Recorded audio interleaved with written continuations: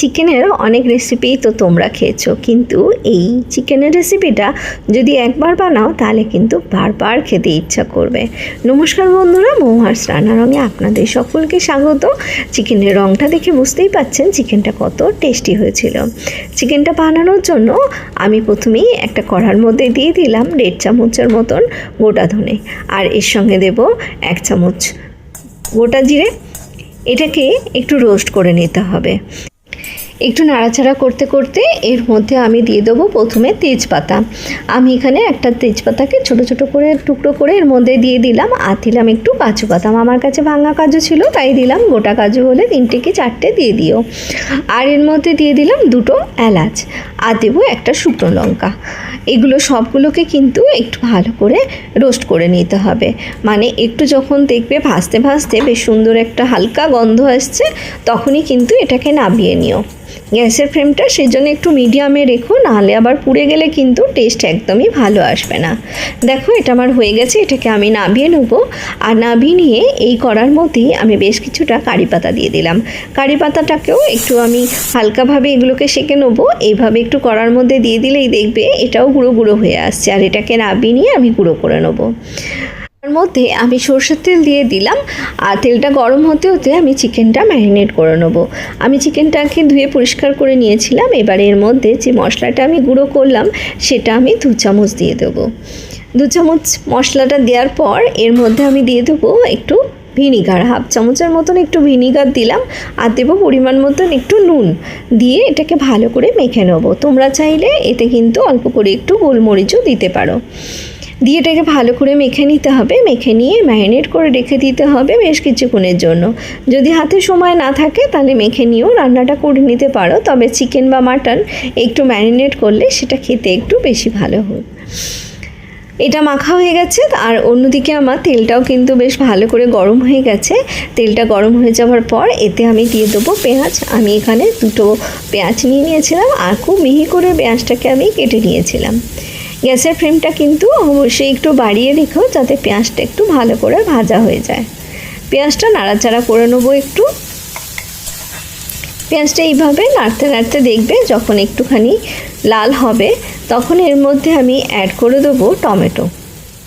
আমি এখানে একটা ছোট সাইজের টমেটো নিয়েছিলাম। টমেটোটা ধোয়ার সময় কিন্তু বীজগুলোকে ফেলে দিয়েছিলাম।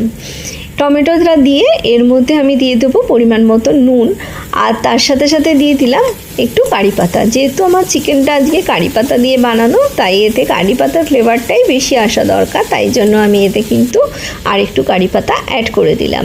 আর নুনটা দিয়ে দিলাম যাতে টমেটোটা ভালো করে নরম হয়ে যায় তাড়াতাড়ি, সেই জন্য নুনটা দিয়ে আমি এটাকে কষিয়ে নেব।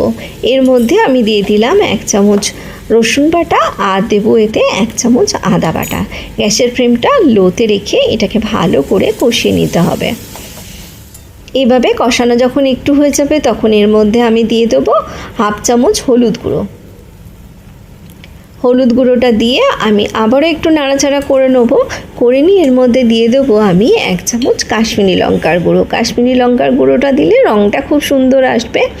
আর যদি তোমরা আরেকটু ঝাল খেতে চাও তাহলে লাল লঙ্কার গুঁড়ো কিন্তু অল্প একটু দিয়ে দিতে পারো। কাশ্মীরি লঙ্কার গুঁড়োটা দিয়ে এটাকে একটু ভালো করে কষিয়ে নেব। দেখো কত সুন্দর একটা কালার হয়ে গেছে মশলাটা, আর মশলাটা কিন্তু আমার ভালোভাবে কষানো হয়ে গেছে। যখন এইভাবে খুব ভালো করে কষানো হয়ে যাবে তখন আমি এর মধ্যে ম্যারিনেট করে রাখা চিকেনটা কিন্তু অ্যাড করে দেবো। মশলা আমার কষানো হয়ে গেছে, আমি চিকেনটার মধ্যে দিয়ে দিচ্ছি। আর চিকেনটা দিয়ে আমি ভালো করে নাড়বো, আর প্রায় 10 মিনিটের মতন চিকেনটাও কিন্তু কষাতে হবে। প্রথম 10 মিনিট আমি কিন্তু একদমই ঢাকা দেব না, ঢাকা না দিয়েই চিকেনটাকে কিন্তু কষাবো। গ্যাসের ফ্লেমটা মিডিয়ামে রেখে অল্প অল্প করে এটাকে আমি বারবার নেড়ে নেড়ে এটাকে ভালো করে একদম কষিয়ে নেব। চিকেন এমনিতেই রান্না হতে খুব একটা বেশি সময় লাগে না। এইভাবে কষাতে কষাতে দেখবে চিকেনটা কিন্তু আমার প্রায় অনেকটাই সেদ্ধ হয়ে যাবে। প্রথমে আমি ঢাকা দেব না, ঢাকা দিলে অনেকটা জল চলে আসে, তাই আমি ঢাকাটা দিলাম না। না ঢাকা দিয়ে এটাকে ভালো করে একটু কষাতে থাকলাম।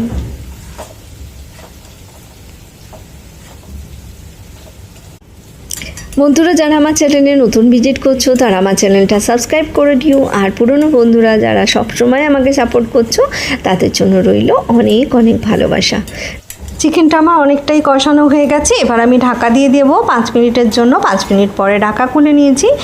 এর সময় আমি 2টো কাঁচা লঙ্কা এতে অ্যাড করে দিলাম, আর দেখো তেল অল্প অল্প ছাড়তে শুরু করে দিয়েছে, মানে সুন্দর করে এটা কষানো হয়ে যাচ্ছে। আমি এটাকে আবারও ঢাকা দিয়ে দেবো 2-3 মিনিটের জন্য। আরও 2 মিনিট একটু ঢাকা দিয়ে দিই।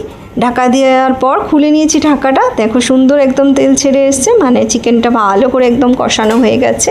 এই সময় এতে একটু কিন্তু আমি জল অ্যাড করব, খুব সামান্যই জল দেব, বেশি জল দেব না। চিকেন তো একদম ভালো করে কষানো হয়ে গেছে, আর সেদ্ধও প্রায় আমার অনেকটাই হয়ে গেছে। আমি এই পর্যায়ে এতে একটু গরম জল দেব। আমি এখানে 1/2 কাপের মতন গরম জল অ্যাড করে দেবো, দিয়ে একটু নাড়াচাড়া করে ঢাকা দিয়ে দেবো 5 মিনিটের জন্য। আর 5 মিনিট পরে ঢাকা খুলে দিলেই কিন্তু আমার চিকেনের এই রেসিপি কিন্তু একদম রেডি হয়ে যাবে। এই কারি পাতা দিয়ে চিকেনটা খেতে কিন্তু বেশ ভালো লাগে। একরকম চিকেন খেতে যখন ভালো লাগবে না, তখন এইভাবে একবার চিকেনটাকে বানিয়ে নিও, দেখো এটা খেতে কিন্তু একদম অন্যরকম।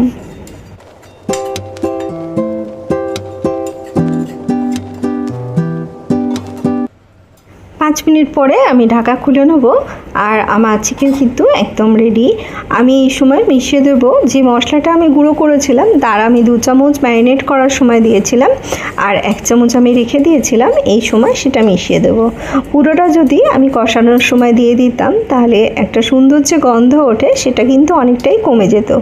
তাই অবশ্যই এই মশলাটা 1 চামচ রেখে দিও, আর চিকেনটা নামানোর আগে এটাকে দিয়ে দিও। দেখবে চিকেনটা থেকে খুব সুন্দর একটা ফ্লেভার হবে, আর চিকেনটা খেতেও কিন্তু খুব ভালো লাগবে। মশলাটা দিয়ে একটুখানি নেড়ে নেবো, নিয়ে আমি গ্যাসের ফ্লেমটা বন্ধ করে দেবো। বন্ধ করে দিয়ে আমি এটাকে ঢাকা দিয়ে রেখে দেবো স্ট্যান্ডিং টাইমে। আর 10 মিনিট পরে ঢাকা খুলে আমি সার্ভ করে দেখাচ্ছি চিকেনটা কত সুন্দর দেখতে হয়েছিল। এই রেসিপিটা তোমরা চাইলে রুটি, পরোটা, নান, এমনকি ভাতের সঙ্গেও খেতে পারো।